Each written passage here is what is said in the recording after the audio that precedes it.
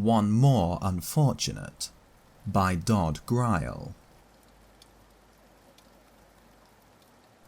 It was midnight, a black, wet midnight, in a great city by the sea. The church clocks were booming the hour in tones half smothered by the marching rain, when an officer of the watch saw a female figure glide past him like a ghost in the gloom and make directly toward a wharf. The officer felt that some dreadful tragedy was about to be enacted and started in pursuit. Through the sleeping city sped those two dark figures like shadows athwart a tomb.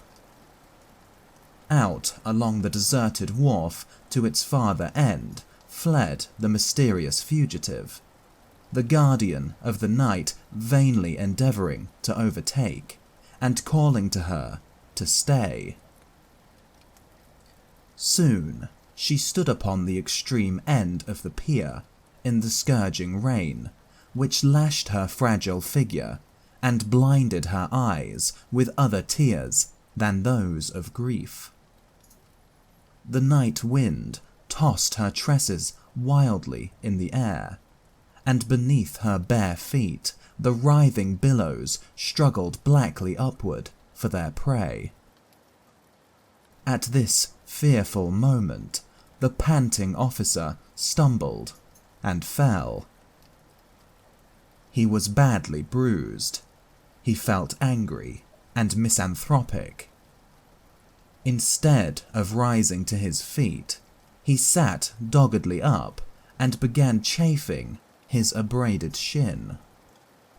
The desperate woman raised her white arms heavenward for the final plunge, and the voice of the gale seemed like the dread roaring of the waters in her ears, as down, down she went, in imagination, to a black death among the spectral piles. She backed a few paces to secure an impetus, cast a last look upon the stony officer with a wild shriek, sprang to the awful verge, and came near losing her balance.